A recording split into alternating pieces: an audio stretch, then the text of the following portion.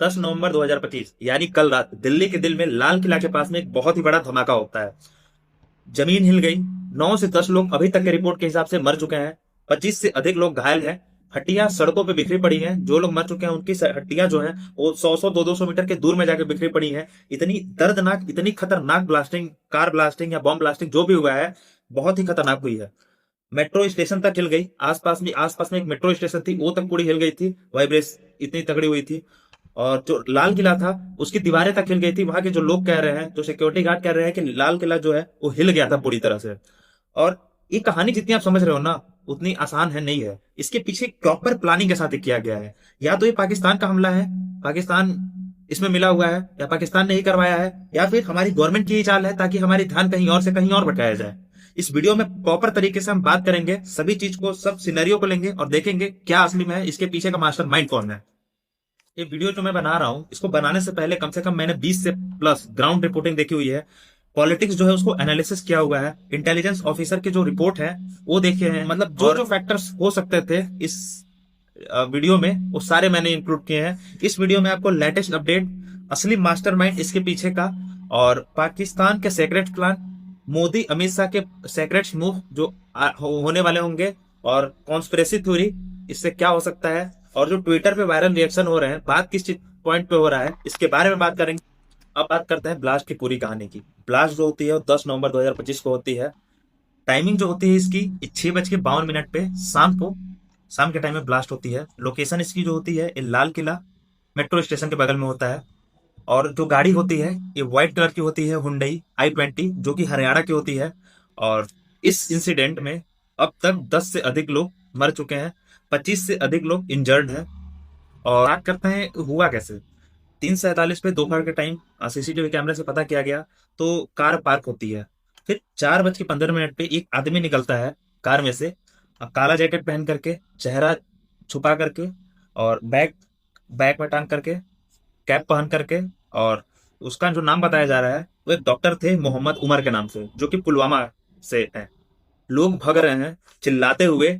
खून और धुआं दोनों छा गए थे। ब्लास्ट का जो रेडियस होता है वो कम से कम 200 से 300 मीटर के रेंज में होता है। और जो इसका साउंड होता है ये कम से कम 2 से 3 किलोमीटर के रेंज में होता है। और पता किया गया कि जो एक्सप्लोसिव था एमोनियम नाइट्रेट, जो बम में यूज होता है, 50 से 60 केजी पाया गया है। 50 से अधिक गाड़ियां डिस्ट्रॉय हो चुकी हैं, पूरी तरह से खत्म हो चुके हैं, जल चुके हैं। आठ 8 से 10 शॉप, दुकानें जो आसपास में थी वो भी जल गए, राख हो गई हैं। फॉरेंसिक रिपोर्ट के मुताबिक ये गैस सिलेंडर लीकेज नहीं था। शुरुआत में लोग कह रहे थे कि गैस फटा है कार का, लेकिन एक प्लान्ड है, ये बॉम्ब फटा है। और एक और चीज है, जो एक कार रजिस्टर्ड था, एक कार जो नंबर प्लेट, एक कार से जो नंबर प्लेट निकला, ये रजिस्टर्ड था फरीदाबाद के ओनर से, जिनका नाम है तरीक अहमद। ये भी पुलवामा के रहने वाले हैं। ये जो दो लोग हैं, ये जो कार ओनर है तरीक अहमद, ये भी पुलवामा से है। और जो कार में आदमी पाया गया, जिसके बारे में जो सीसीटीवी कैमरे में रिकॉर्ड हुआ, डॉक्टर मोहम्मद उमर, ये भी पुलवामा से है। पर कहानी यहां खत्म नहीं होती। ये एक बहुत ही बड़ी साजिश है। बात करते हैं इन्वेस्टिगेशन की। दिल्ली पुलिस और एनआईए की टीम नाइट रात में एक ऑपरेशन चलाया गया। फरीदाबाद से डॉक्टर मोहम्मद उमर को अरेस्ट किया गया, जो कि एमबीबीएस डॉक्टर थे पुलवामा से। और 3 अलग लोग, जो कि एक आईटी प्रोफेशनल, टीचर और एक बिजनेसमैन था। इन्होंने रेड किया, पुलिस ने जाकर के रेड किया तो 360 केजी एमोनियम नाइट्रेट मिला, और AK-47 राइफल्स मिली, 12 लाख कैश मिले, इनक्रिप्टेड फोन्स, दिल्ली टारगेट्स के कई अलग अलग जगह के मैप्स मिले। मतलब ये तो क्लियर है कि एक बहुत ही बड़ा प्लान है, प्लानिंग के साथ किया गया है। जो पैसे उनके पास मिले, ये मतलब जो पुलिस को हमारे इन्वेस्टिगेशन में मिला, इसमें क्लियर था कि पाकिस्तान से दुबई और दुबई से इंडिया पैसे ट्रांसफर होते हैं हवाला सिस्टम के थ्रू। हवाला सिस्टम एक मतलब अलग प्रकार का मनी ट्रांसफर, एक मतलब सिस्टम है जो कि ब्लैक मनी इधर से उधर ट्रांसफर किया जाता है हवाला के थ्रू। पर सवाल ये है कि इतना ऑर्गेनाइज्ड वे में ये चल रहा था, तो हमारी इंटेलिजेंस एजेंसी अब तक कर क्या रही थी? वो सोई हुई थी क्या? देखिए, अब यहां से हमारे पास 3 थ्योरीज आती हैं। पहला थ्योरी, क्या ये पाकिस्तान का प्लान था? क्या है पाकिस्तान के थ्रू अटैक हुआ है? और 80% जो लोग हैं, आप ट्विटर, इंस्टाग्राम, फेसबुक या जो भी सोशल मीडिया है, लोग आप ओपन करके देखिए, वहां पे 80% लोगों का कहना है कि पाकिस्तान ने किया है। और जो कि मतलब मैक्सिमम चीजें आप देखो, जो लिंक हमारे पास रिपोर्ट जहां तक आ रही है, ये 100% क्लियर है कि पाकिस्तान का ही साजिश है। लेकिन एक और मतलब है, 20% लोग का कहना यह है कि एक चाल हमारी गवर्नमेंट की हो सकती है, हमें डाइवर्ट करने के लिए। बिहार में इलेक्शन हो रहे हैं, इससे डाइवर्ट, ध्यान भटकाने के लिए, या फिर जो अभी दिल्ली में बहुत बड़ा मूवमेंट AQI एयर क्वालिटी के लिए मूवमेंट के मतलब रखा जा रहा था, इसके लिए, या फिर किसी भी और मतलब गवर्नमेंट सोर्स से मतलब अलग हटाने के लिए हमें। पर ऐसा गवर्नमेंट तो नहीं करेगी, रूलिंग गवर्नमेंट ऐसा नहीं करेगी, क्योंकि 10 से अधिक लोग मर चुके हैं, तो इतना मतलब ऐसा कोई नहीं करेगा।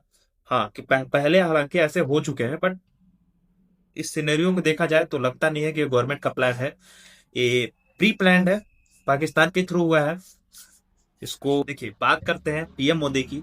तो पीएम मोदी ने जैसे ही मतलब ये इंसिडेंट हुआ, वैसे ही उनका ट्वीट आया कि उन्होंने अपनी दुख प्रकट की इसके खिलाफ।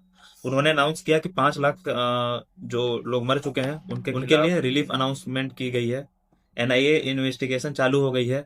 और अमित शाह ने कहा कि ऑल एंगल जो है, हर तरीके से इन्वेस्टिगेशन चालू है, और हर एक एंगल से अच्छे से इन्वेस्टिगेशन किया जाएगा। जो भी एक्शन लेना होगा इसके खिलाफ कड़ी से कड़ी एक्शन लिया जाएगा। लेकिन अपोजिशन ने बोला कि इंटेलिजेंस फेलियर है, आपको पहले से पता था कि ऐसा कुछ होने वाला है, तो इस पे एक्शन क्यों नहीं लिया गया, ये हमारे अपोजिशन का कहना है। और सोशल मीडिया पे लोग अपनी दुख प्रकट कर रहे हैं, बहुत लोग इसके खिलाफ बोल रहे हैं, लोग गुस्से में है, बहुत गुस्से में है, रो रहे हैं। लोग सवाल पूछ रहे हैं गवर्नमेंट से कि आखिर ऐसा हो कैसे सकता है। रेड फॉर ब्लास्ट हैशटैग चल रहा है इंस्टाग्राम, ट्विटर पे।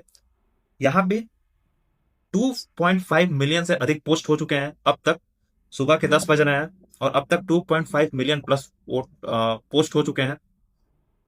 अब देखिए, बात करते हैं फ्यूचर में क्या क्या हो सकता है। पहला सिनेरियो जो है, एक ये तो कंफर्म है कि पाकिस्तान का लिंक कंफर्म है इससे, इस इंसिडेंट से, जो अटैक हुआ है या फिर जो भी बम ब्लास्ट या जो भी हुआ है, ये तो कंफर्म है कि पाकिस्तान का लिंक इससे है। अभी तक जितने रिपोर्ट आए हैं या जो भी आया हुआ है, इससे ये पता चलता है कि ये जो हुआ है इसमें पाकिस्तान का लिंक कंफर्म है। और ये तो कंफर्म है कि अगर अगर ये कंफर्म हो जाता है हमारे गवर्नमेंट के हिसाब से या इन्वेस्टिगेशन टीम के हिसाब से कि ये जो मतलब हो रहा है इसमें पाकिस्तान का हाथ है, तो ये कंफर्म है कि हमारी गवर्नमेंट एक्शन लेंगी, हिडन एक्शन लेंगी, जो भी लेगी। और इस मतलब ये है कि पॉसिबल है कि सर्जिकल स्ट्राइक 2.0 जरूर होगा, टारगेट होगा पाकिस्तान 100%। अब देखिए, अगला जो सिनेरियो है, इसमें पता चलता है कि मतलब जो पॉलिटिक्स है इसका फॉल आउट हुआ है। बीजेपी एक मतलब सब सारी दोष जो है बीजेपी गवर्नमेंट पे जाएगी अगर इसमें कोई स्ट्रॉन्ग एक्शन नहीं लिया गया तो, क्योंकि अपोजिशन जो है वो बार बार इस मुद्दे को उठाएगी। पब्लिक डिमांड कर रही है तुरंत एक्शन लेने की। सवाल है, अब सबसे बड़ा सवाल है कि इसका असली मास्टरमाइंड कौन है। आंसर सिंपल है, एक व्यक्ति नहीं है, एक पूरा सिस्टम है, यानी कि पूरा पाकिस्तान है। लेयर्स फर्स्ट पाकिस्तान बोलता है हमारे हाथ नहीं है। अरे भाई, तुम्हारे हाथ होते ही कम है, तुम्हारे हाथ तो हर बॉम्ब के नीचे मिलता है। टेररिस्ट भेजना तुम्हारा बिजनेस है, और झूठ बोलना तुम्हारा हॉबी है। पाकिस्तान के कैंप्स में बॉम्ब बनाए जाते हैं, और दुनिया के सामने एक्टिंग क्या होती है कि we want peace, we want peace, Pakistan कहता है। सुन लो पाकिस्तान, भारत अब वो 1947 वाला भारत नहीं है। तुम एक ब्लास्ट करोगे, हम पूरा नेटवर्क मिटा देंगे, क्योंकि भारत माफ करता है, भूलता नहीं। जय हिंद, वंदे मातरम। और ये हुआ है यहाँ पर, ब्लास्ट हुआ है इसमें, आईडी ब्लास्ट है या फिर वो